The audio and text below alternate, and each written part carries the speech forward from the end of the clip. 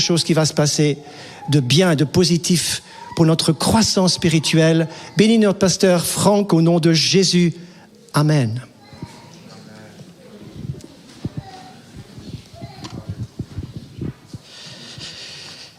Salutations à chacun d'entre vous, très heureux de partager la parole du Seigneur avec vous.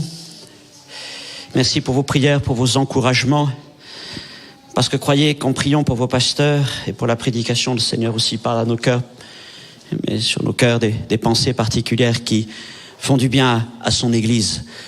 Alors, je prie ce matin que les mots qu'il me donne soient une parole de Dieu qui agira au milieu de nous, dans l'assemblée, ici, mais aussi parmi vous qui nous regardez depuis chez vous. Je prie pour que ce message soit vraiment peut-être un pain de vie, une source d'eau fraîche, mais aussi peut-être une épée tranchante, pénétrante, et par la grâce du Seigneur, s'il le veut, un marteau qui brise le roc de l'incrédulité. Gloire à Dieu. Je vous invite tout de suite à ouvrir vos Bibles dans le livre des Actes des Apôtres, chapitre 2, Acte 2, versets 32 à 36. Et nous allons plus particulièrement parler de l'ascension. C'est vrai que nous sommes là dans ce dimanche entre Ascension et Pentecôte. Et le titre du message d'aujourd'hui sera « Vivre selon l'esprit de l'ascension ». Vivre selon l'esprit de l'ascension. Acte 2, verset 32. C'est ce Jésus. Ah, il n'y en a pas d'autre, hein. C'est bien celui-là, il n'y en a qu'un seul. Que Dieu a ressuscité, nous en sommes tous témoins. Élevé par la droite de Dieu, il a reçu du Père le Saint-Esprit qui avait été promis et il l'a répandu comme vous le voyez et l'entendez. Car David, n'est point monté au ciel, mais il dit lui-même, le Seigneur a dit à mon Seigneur, assieds-toi à ma droite jusqu'à ce que je fasse de tes ennemis ton marchepied. Alors que toute la maison d'Israël sache donc avec certitude que Dieu a fait Seigneur et Christ, ce Jésus que vous avez crucifié. De Pâques à Pentecôte, voilà les 50 jours les plus extraordinaires. Ceux qui ont bouleversé l'humanité et même toute la création visible et invisible. Et pour nous, ces 50 jours, pourrait dire, se résument en quelques grandes étapes. D'abord, bien sûr, la Pâque, et puis à la fin, la Pentecôte. Et puis au milieu, non, pas tout à fait, au 4-5e, il y a l'Ascension. Et si nous savons bien identifier, à la fois dans les faits et spirituellement, ce que représente la Pâque et la Pentecôte, l'Ascension paraît un peu comme le parent pauvre. C'est pour certains juste une date dans le calendrier, c'est pas simplement ça pour nous. Mais pour nous, pour beaucoup de chrétiens, l'Ascension, c'est surtout quelque chose qui concerne Jésus. Et nous croyons dans ce que la Bible nous dit, nous croyons que 40 jours après sa résurrection, Jésus fut élevé par le Seigneur dans les airs, sur les nuées, au milieu de ses disciples, jusqu'à ce qu'ils disparaissent. Et nous croyons qu'il est entré au ciel, ce fut un moment glorieux, magnifique, et que là, il a été proclamé Seigneur et Christ, et qu'il s'est assis à la droite de la majesté divine. Voilà l'ascension, telle que souvent nous la comprenons. Mais je voudrais vous montrer ce matin que l'ascension n'est pas simplement une fête à célébrer, n'est pas simplement quelques points de doctrine, n'est pas seulement quelque chose qui concerne Jésus-Christ, mais c'est aussi une puissance à vivre. Car l'ascension, c'est un message pour chacun d'entre nous, c'est une bénédiction à vivre. Nous croyons que nous sommes nés de nouveau spirituellement. Nous croyons que nous sommes ressuscités spirituellement en Jésus. Eh bien, pareillement, nous devons croire que nous sommes appelés à vivre une ascension spirituelle. Car Dieu désire réellement nous élever spirituellement au-dessus de toutes nos limites, de nos épreuves, de nos combats, de nos découragements. Et nous faire asseoir dans une place extraordinaire sur son trône, en Jésus-Christ, à sa droite, dans les lieux célestes. Alléluia. Vivre l'ascension, c'est vivre l'élévation que Dieu a préparée pour nous.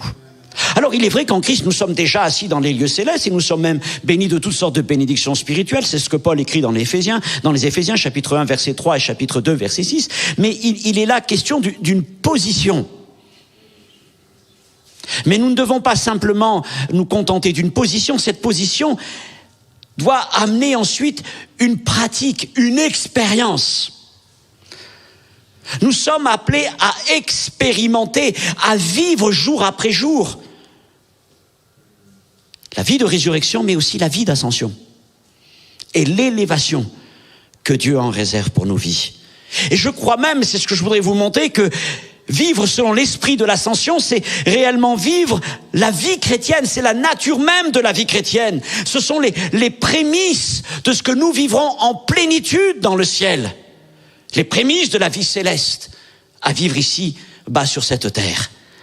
Alors ce matin, nous allons prendre le temps de comprendre le chemin et les bénéfices d'une telle ascension spirituelle en Jésus. Parlons d'abord, revenons sur les faits eux-mêmes, parlons de Jésus, de l'ascension du Seigneur. Nous sommes donc entre Pâques et Pentecôte, nous sommes à l'ascension de la croix jusqu'au trône de Dieu. L'Épître aux Hébreux nous dit, chapitre 10, verset 20, que Jésus a ouvert, Jésus a tracé une route nouvelle et vivante. Il ne l'a pas fait que pour lui seul, mais il invite ceux qui croient en lui et qui ont été purifiés de leurs péchés par son sang à emprunter à leur tour ce chemin. Mais ce n'est pas un chemin sur lequel nous marchons par la chair, mais nous marchons par l'esprit. Et ce chemin nous conduit jusqu'au trône de Dieu. Et par ce chemin, nous pouvons nous approcher librement du Seigneur. Dieu nous accueille. Alors, en quoi consiste cette route? Et donc, sur quoi débouche-t-elle? Reprenons l'ensemble de ce parcours que Jésus a accompli pour nous. Tout d'abord, il y a la Pâque, sa mort à la croix, sa victoire sur le péché, la mort, et puis la résurrection de Jésus-Christ. 40 jours plus tard, son ascension, c'est-à-dire l'élévation de Jésus par le Père, son exaltation, l'entrée triomphale de notre Seigneur dans les cieux, j'imagine acclamé par l'armée céleste des anges. Et l'Épître aux Hébreux dit au chapitre 2, verset 9, qu'il a été couronné de gloire et d'honneur. Et c'est alors que la voix du Père s'est fait entendre. Il est Seigneur et Christ. Il est Seigneur et Christ. Et il reçoit le nom le plus excellent, le nom au-dessus de tout autre nom. Et le Père lui dit, assieds-toi à ma droite, jusqu'à ce que je fasse de tes ennemis ton marchepied. Et le Seigneur glorifié, exalté et assis sur le trône reçoit alors toute autorité dans les cieux, sur la terre, sous la terre, en vue que toute chose lui soit soumise, excepté le Père, nous dit Paul dans 1 Corinthiens 15.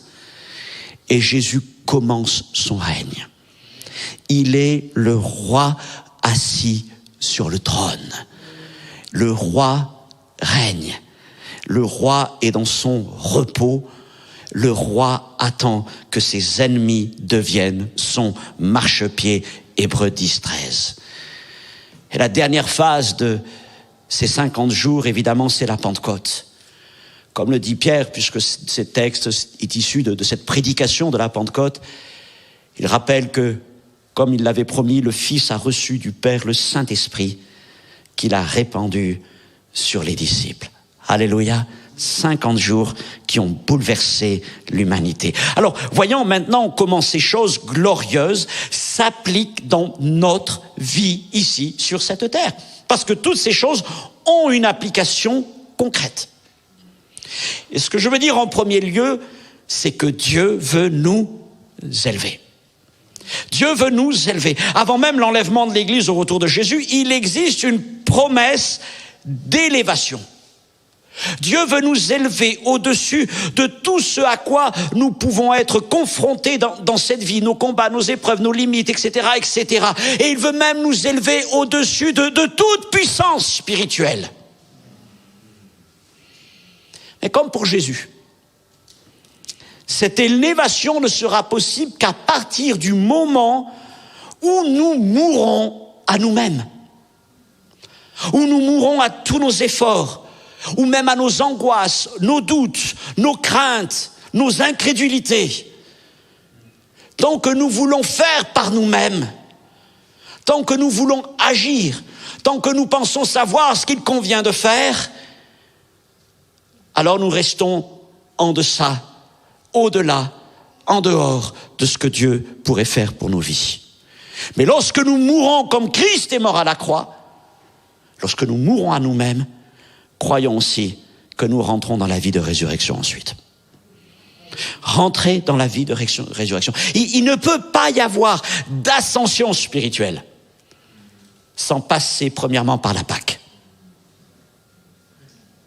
Que la Pâque soit une réalité dans nos vies, que la croix soit une réalité dans nos vies, que la résurrection soit une réalité dans nos vies, et alors nous connaîtrons par la grâce du Seigneur la puissance de l'ascension. Maintenant, il arrive trop fréquemment que d'authentiques chrétiens, et je me mets là-dedans, morts à eux-mêmes et désireux de vivre pleinement la vie nouvelle et sa puissance, ne rentrent pas dans la promesse de l'élévation. Ils ont connu Pâques, mais quand il s'agit de l'ascension, ils restent sur terre. Qu'est-ce que ça veut dire? Ça veut dire qu'accaparés par leurs soucis, écrasés par les craintes, fébriles dans leur foi, ils préfèrent se jeter aux pieds du Seigneur, gémissant, larmoyant, suppliant Dieu de les délivrer. Ils sont un peu semblables aux disciples pris dans la tempête. Vous vous rappelez? Jésus dort. Alors ils vont réveiller le Seigneur. Ne t'inquiètes-tu pas de ce que nous périssons? Alors rien de mauvais dans le fait de se jeter aux pieds du Seigneur. Ce que je vais vous dire va peut-être un peu vous bousculer. Pour autant, ce n'est qu'un comportement infantile et immature dans la foi, que nous devrions faire disparaître avec le temps et avec l'apprentissage de la vie chrétienne. D'ailleurs, rappelez-vous que Jésus reprocha aux disciples leur manque de foi quand ils le réveillèrent. Et je dis cela parce que Dieu a quelque chose de plus grand en vue pour nous. Tout comme il a élevé son Fils au plus haut des cieux, il désire faire de même avec ses fils et ses filles, avec chacun d'entre nous. Il ne nous repousse pas quand nous nous jetons à ses pieds, mais son désir, c'est de nous élever.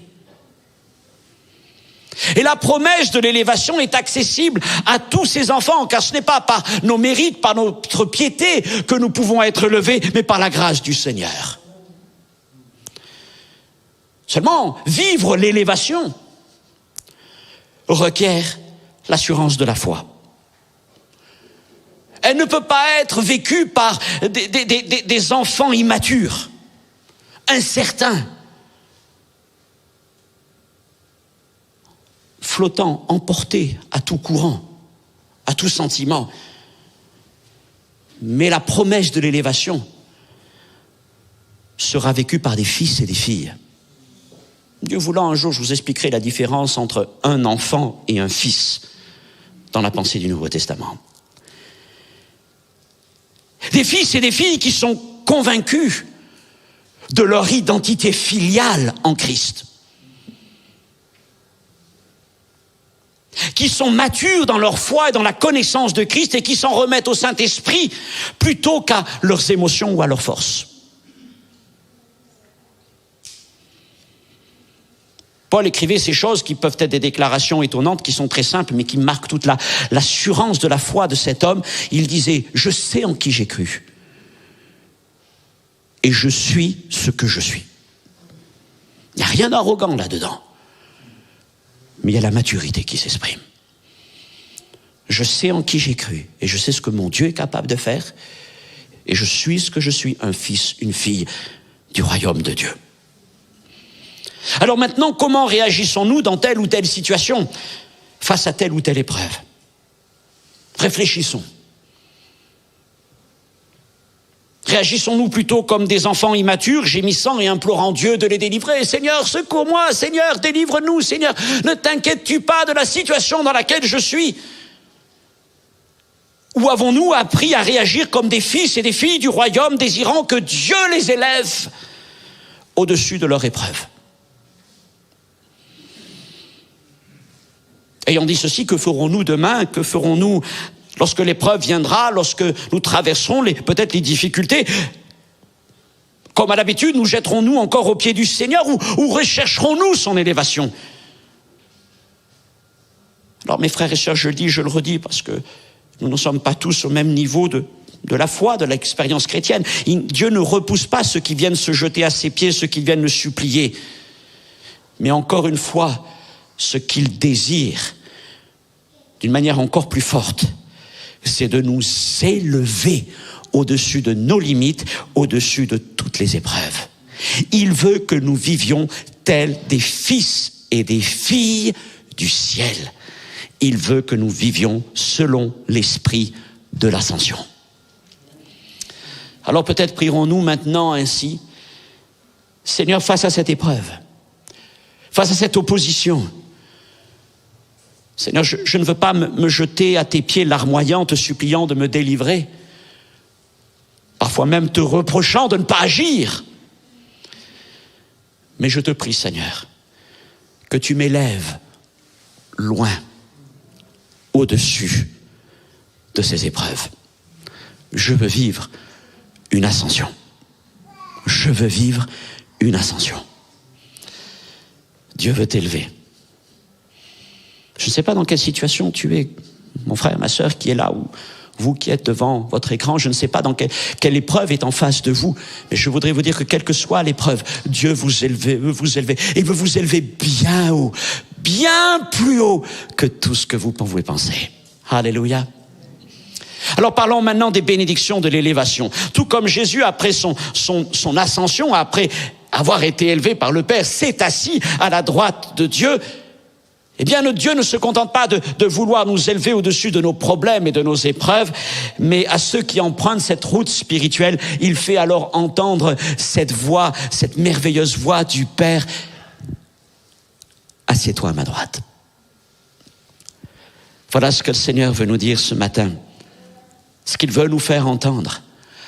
Assieds-toi à ma droite.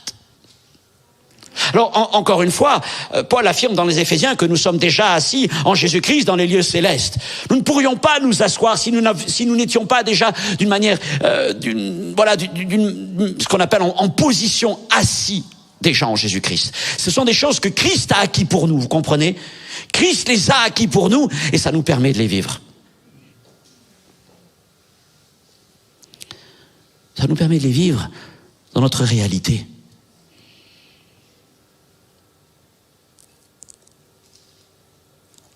La Bible, ce n'est pas juste des points de doctrine. C'est un livre pour transformer notre vie. Et tout ce qui est dit sous un couvert spirituel doit trouver une application dans notre quotidien. Alors qu'est-ce que cela veut dire? Non seulement que d'être élevé, mais que de s'asseoir à la droite de Dieu. Premièrement, nous disons assieds-toi à ma droite, réalisons que Dieu nous place tout simplement à ses côtés. Dans une proximité inégalée, dans une intimité incomparable. Cette place sur son trône, cette place à sa droite, c'est la place de son Fils Jésus-Christ. C'est la place de ses fils, c'est la place de ses filles. Nul autre ne peut l'occuper parce que c'est la place de l'héritier. C'est celui qui est proche. Et c'est là que Dieu veut nous placer. En Christ, à sa droite, en disant: tu es mon fils, tu es ma fille. N'est-ce pas que l'enfant aime se trouver réconfort et sécurité auprès de son père? Cette place, c'est la place à l'ombre du Tout-Puissant. C'est une place de réconfort, n'est-ce pas? Face à toutes nos difficultés, nos angoisses, nos faiblesses, nos découragements, Dieu nous dit, assieds-toi là. Assieds-toi. Quelle consolation. Quelle consolation. Et puis, deuxièmement, en nous disant, assieds-toi à ma droite, Dieu nous offre une perspective unique sur la vie et tous ces combats. Voyez-vous, nous ne sommes plus en dessous, nous ne sommes plus écrasés, nous ne sommes plus dominés, nous ne sommes plus effrayés par tout ce qui pourrait nous arriver dans cette vie. Mais Dieu nous place haut, il nous place tellement haut, il nous place au plus haut du plus haut, que tout ce qui nous dominait auparavant devient tellement insignifiant. Il nous donne une perspective nouvelle, une vision nouvelle sur notre vie, sur le projet qu'il a pour notre vie, sur tout ce qui pourrait s'opposer à ce projet. Et ça change tout. Assis sur le trône de Dieu, je regarde ma vie d'une manière différente. Troisièmement, en nous disant « Assieds-toi à ma droite », il rajoute « Jusqu'à ce que je fasse de tes ennemis ton marchepied ». Pour nous faire comprendre que ce n'est plus mon combat, c'est le sien. Ce n'est plus mon combat, c'est celui du Seigneur. Et ça nous amène, quatrièmement, à comprendre qu'en nous disant « Assieds-toi à ma droite », Dieu nous invite à rentrer dans son repos.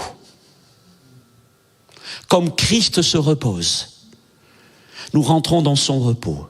Ce n'est pas facile pour l'homme d'entrer dans le repos. Nous sommes tellement habitués à faire, parfois à défaire, à nous agiter dans tous les sens. Rentrer dans son repos n'est pas quelque chose de naturel, certainement pas. C'est spirituel, c'est surnaturel. Et alors, l'auteur de l'Épître aux Hébreux nous dit même « Efforcez-vous de rentrer dans son repos ». Pourrais-je rajouter « Efforcez-vous de demeurer dans son repos ». Et lorsqu'on est dans ce repos que Dieu nous offre, alors nous adoptons une approche différente. Il est dit que Christ, étant entré dans le repos, s'est mis à attendre. Il attend que ses ennemis soient son marchepied, il attend que toute chose lui soit soumise, avec cette conviction que Dieu agit. Et ma foi, lorsque nous rentrons dans le repos du Seigneur, nous rentrons dans cette attente rassurée, cette attente pleine d'espérance.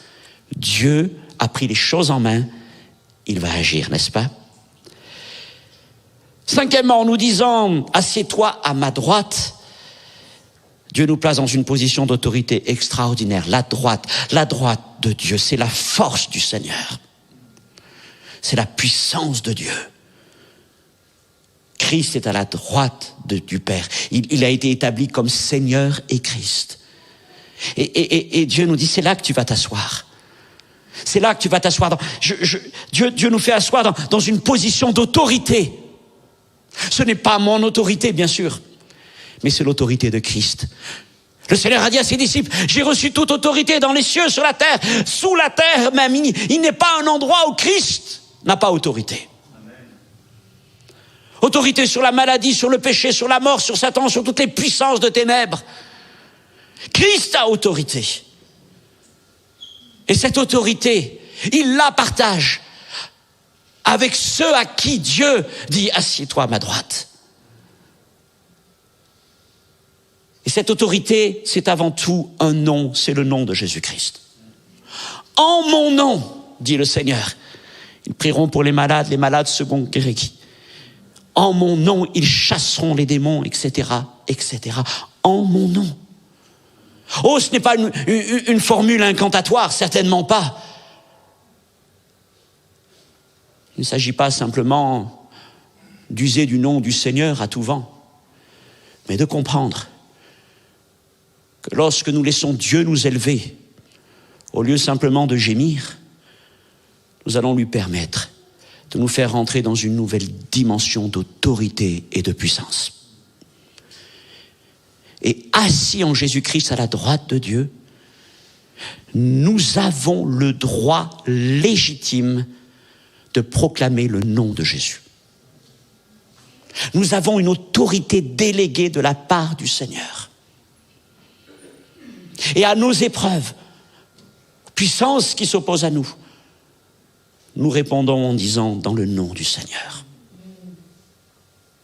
Et alors les démons et les obstacles diront « Je connais Jésus ». Et ils rajouteront même « Je sais qui tu es ». Parce qu'ils verront cette autorité dans notre vie. Sixièmement, en nous disant « Assieds-toi à ma droite », nous rentrons aussi dans la promesse de l'Esprit. Assis à la droite du Père, Jésus a reçu du Père le Saint-Esprit promis. Assis à la droite du Père, nous recevons l'autorité de Jésus, son nom, mais nous recevons aussi une force, une puissance par le Saint-Esprit. Ce peut être une parole de Dieu. Ce peut être une visitation spéciale du Saint-Esprit. Un moment particulier où Dieu nous renouvelle intérieurement. Nous sentons sa force en nous, c'est son esprit qui est en nous. Et la puissance de l'esprit est là. Parce que nous avons pris le temps de nous asseoir en Jésus-Christ, à la droite de notre Dieu. Récapitulons, parce que j'ai fait un peu un inventaire là, mais il y a tellement de bénédictions, elles sont tellement extraordinaires. Je les récapitule donc. Premièrement, assis à la droite de Dieu, nous sommes dans une intimité, une proximité incomparable. Nous sommes réconfortés. Seuls des fils et des filles peuvent s'asseoir à cet endroit. Deuxièmement, Dieu nous offre une perspective unique sur la vie, sur nos obstacles, sur les défis, etc. Troisièmement, il nous dit alors, ce n'est plus ton combat, c'est mon combat. Toi, c'est mon combat. C'est lui le général, c'est lui le chef. Il est ma bannière. Et il nous dit maintenant, tu vas arrêter de t'agiter, tu vas te reposer. Tu te reposes. Tu te reposes. Seigneur, ça me fait du bien de me reposer. Tellement d'agitation. Repose-toi. Et attends. Et le Seigneur alors nous donne son autorité dans le nom de Jésus. Il fortifie notre foi et il nous communique sa puissance. Sixièmement, ça, c'est ce que Dieu a préparé pour nous.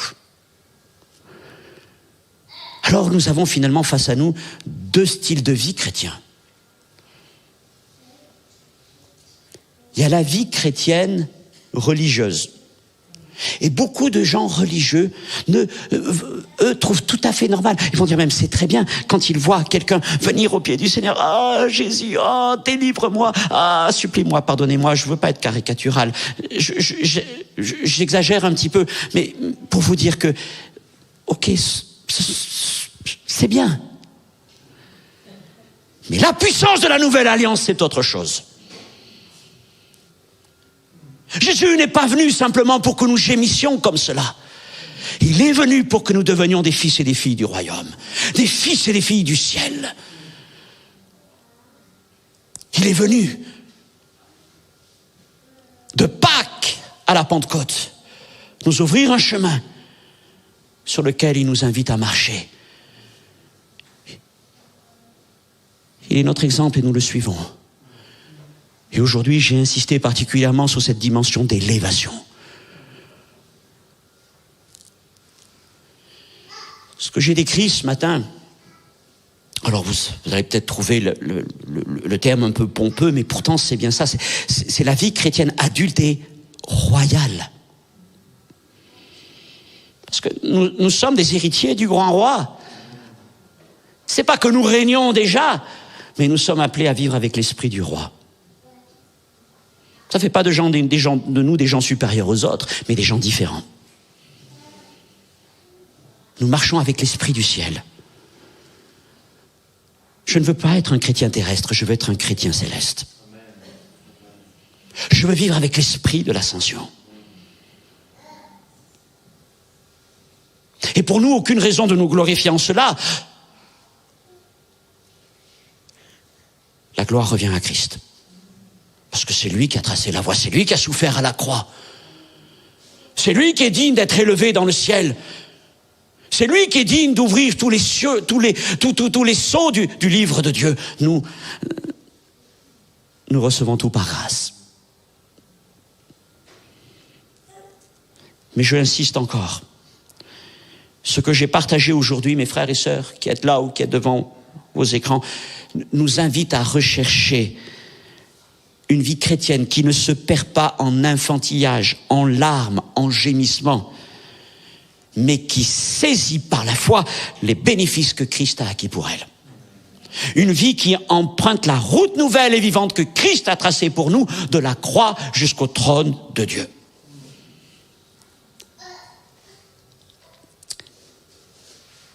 C'est un chemin spirituel, et il faut des gens spirituels pour le faire. Dire qu'il est nécessaire d'avoir un changement profond de compréhension des choses de Dieu, un changement de mentalité. Il nous faut vraiment acquérir et développer la mentalité des fils et des filles du ciel, des fils et des filles du royaume de Dieu. Je disais, je ne veux plus être un chrétien terrestre. Je veux devenir un fils du ciel. Mais reconnaissons, et je me mets devant mes frères et sœurs, que trop souvent, nous ratons l'élévation que Dieu voudrait nous donner. Parce que nous conservons une mentalité trop humaine, centrée sur nos problèmes, nos douleurs, nos limites, nos découragements, etc., etc. Ou disant, oh, l'épreuve est trop haute, l'épreuve est trop grande, je n'y arriverai pas. Seigneur, que fais-tu? Seigneur, m'as-tu abandonné? On vit par ce que l'on voit, par ce que l'on entend. Parce que l'on ressent, souvent même parce qu'on imagine.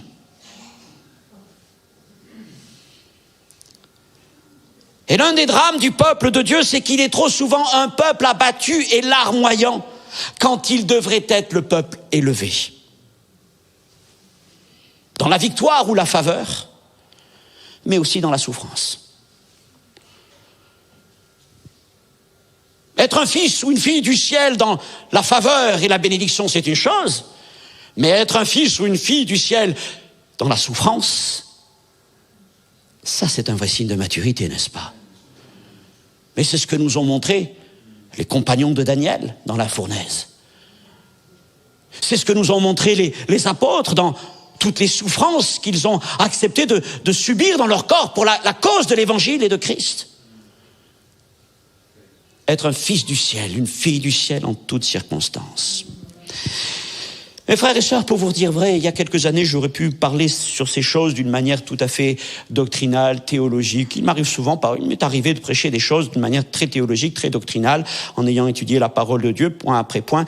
Il se trouve que ce message, d'abord pour vous dire franchement, n'était pas prévu au programme d'aujourd'hui, c'était un autre message, et puis il a plu à Dieu jeudi soir de me dire, tu vas prêcher sur ça, et je crois qu'en l'espace de 30 secondes, j'ai eu le plan, et en fait, plus que le plan, c'est le Seigneur m'a ouvert vraiment un esprit de sagesse et de révélation dans la connaissance de Dieu, qu'il illumine les yeux de votre cœur, écrit l'apôtre Paul. Je crois qu'il m'a tout simplement montré ce qu'était le chemin de l'ascension. Et alors, j'ai commencé à réfléchir à ce qu'a été ma vie, la manière dont j'ai vécu certaines épreuves, d'autres manières dont j'ai vécu d'autres épreuves. Et je reconnais, Seigneur, que trop souvent, j'ai pleuré pour rien devant Dieu. J'ai gémi devant Dieu pour rien. J'ai fait des reproches à Dieu pour rien. Je demande pardon devant tous d'avoir souvent reproché des choses au Seigneur, ne comprenant pas. Parce que tout simplement, j'étais dur à l'entendement, dur dans mon incrédulité. Je raisonnais avec les choses de la terre, avec les éléments de la terre. Et particulièrement dans un moment de notre vie, après des années très intensives de ministère, nous nous sommes retrouvés complètement dépouillés de tout ministère et au milieu de nulle part, pendant plusieurs mois. Et je disais, Seigneur, quel moment difficile. Et parfois je prie en disant, Seigneur, mais tu nous as fait quitter cet endroit pour nous amener là, mais qu'est-ce qui va devenir de nous? Et puis avec le temps, j'ai réalisé que si Dieu nous avait mis là, c'était tout simplement parce qu'il voulait que nous nous reposions. Parce qu'il avait d'autres œuvres préparées d'avance pour nous. Et j'aurais certainement pu passer ces 6 mois qui nous ont fait du bien. Attention, la grâce de Dieu s'est manifestée. Mais j'aurais pu les vivre d'une manière tout autre. Un jour, j'ai réfléchi, j'ai dit, Seigneur, si je devais me mettre une note par rapport à cette période-là, je veux dire, je suis très généreux. J'ai dit, Seigneur, je me mettrais peut-être un 12. 12 sur 20. C'est vrai qu'en Suisse, vous comptez pas tout à fait comme nous en France. Pardonnez-moi, j'ai pas encore les habitudes. Mais je dis, Seigneur, à peine moyen, très moyen. Parce que j'ai dit, Seigneur, finalement, j'ai raté l'essentiel. J'ai raté l'élévation. Plein de fois, je suis resté au ras du sol. Alors que tu voulais m'élever. Et puis j'ai réalisé avec le temps, Seigneur, je n'avais pas encore saisi ce message de l'ascension que je vous prêche aujourd'hui. Aujourd'hui, je mets vraiment un enseignement dessus. Mais il y a d'autres moments, le Seigneur m'a appris à ne pas me laisser effondrer, écraser, dominer par des circonstances ou simplement, vous savez, ça c'est un de mes défauts. Alors, il y a le verbe en anglais, j'arrive toujours pas. Peut-être en français, en anglais, le verbe c'est to overthink. En français, c'est surpenser, ça tourne. Je dis ça, Seigneur, c'est un de mes grands défauts. Et je me dis, il y a des moments, c'est peut-être votre défaut aussi, je suis pas le seul, rassurez-moi. Mais il y a des moments, j'ai compris, sans avoir réalisé ça, mais j'ai réalisé qu'il y a des moments où par la grâce du Seigneur, j'ai laissé Dieu m'élever. Vous voyez, l'apprentissage de la foi, de la vie chrétienne céleste, c'est pas naturel, c'est surnaturel. Et on est tristement naturel. Mais il y a des moments où, par sa grâce, le Seigneur m'a élevé. Je l'ai laissé m'élever. Et je l'ai laissé me faire asseoir en Christ. Et alors là, j'ai vu la différence. J'ai appris. Et au fur et à mesure, je veux dire, avec les années, dans ces dernières années de vie, de ministère, dans plein de choses. Avec Esther, on est en train de finir un livre pour raconter tout ce que nous avons vécu. Mais on a goûté l'élévation, on a goûté ce qu'est être un fils ou une fille du ciel. Et c'est ce que je vous ai enseigné ce matin. Je ne vous l'enseigne pas en doctrine. Je vous l'enseigne pour l'avoir vécu. Et pour vous dire que c'est ça la réalité de la vie chrétienne. Et le désir de Dieu, c'est de vous élever au plus haut des cieux, au-dessus de toute puissance, au-dessus de toute épreuve, et de vous donner ce repos, cette autorité, cette puissance. Alors laissez Dieu vous élever.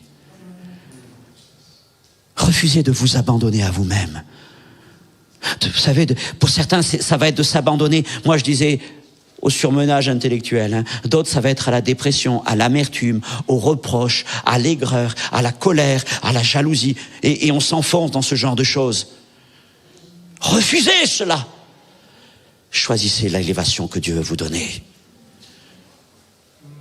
Choisissez l'élévation et laissez Dieu vous parler. Assieds-toi à ma droite, viens là. C'est là que je te veux.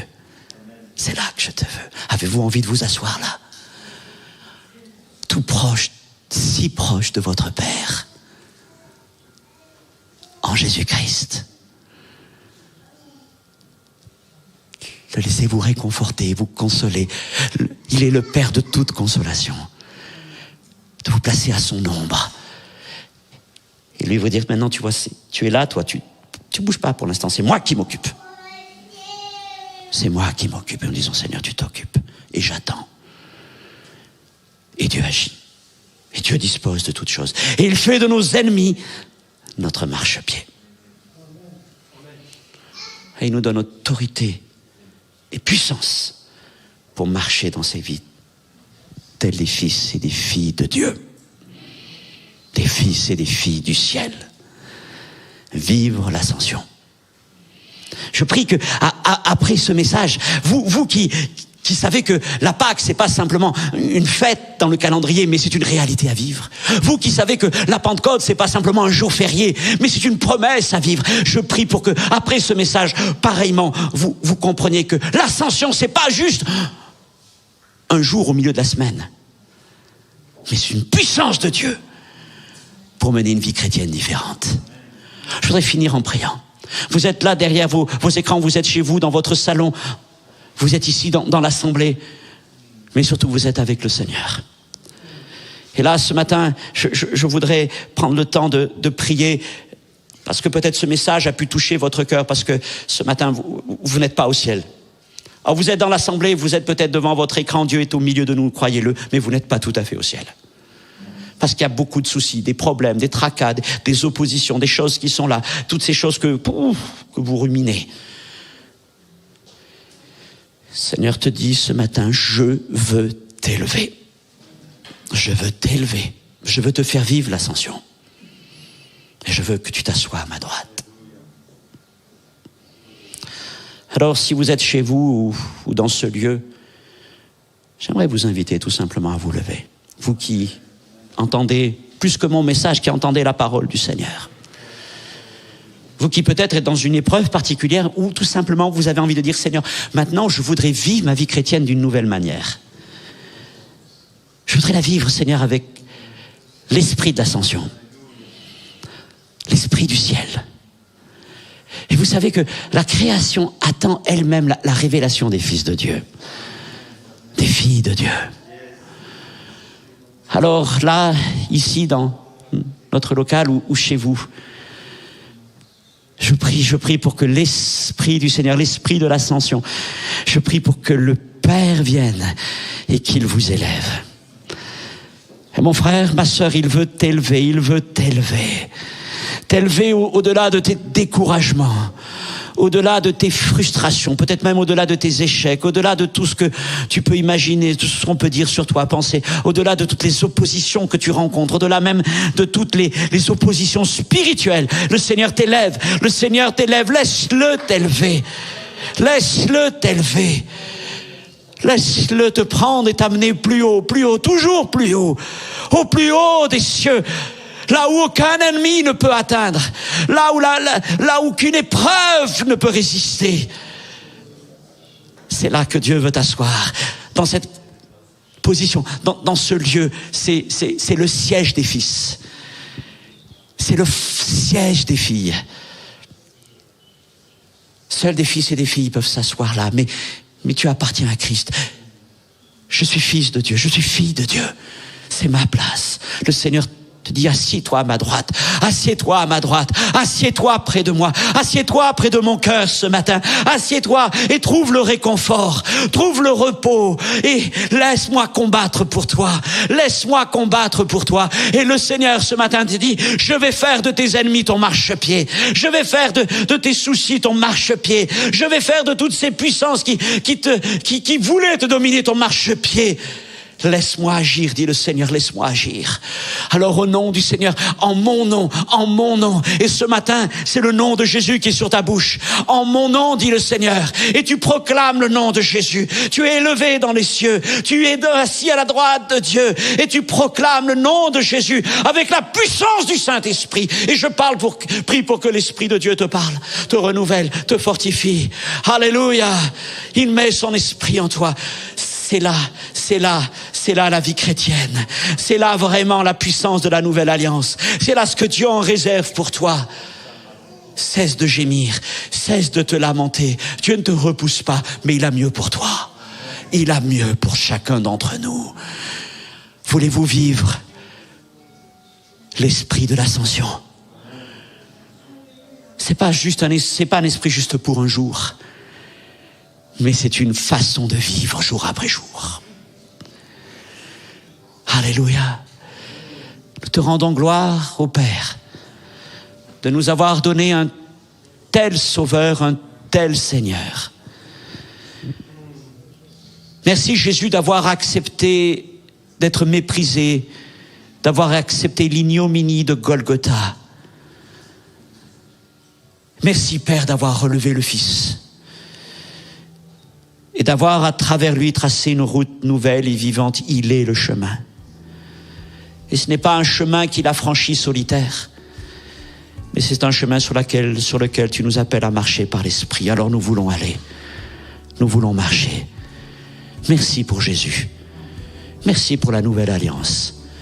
Merci pour le ciel qui est ouvert. À toi toute la gloire, Seigneur. Amen. Amen.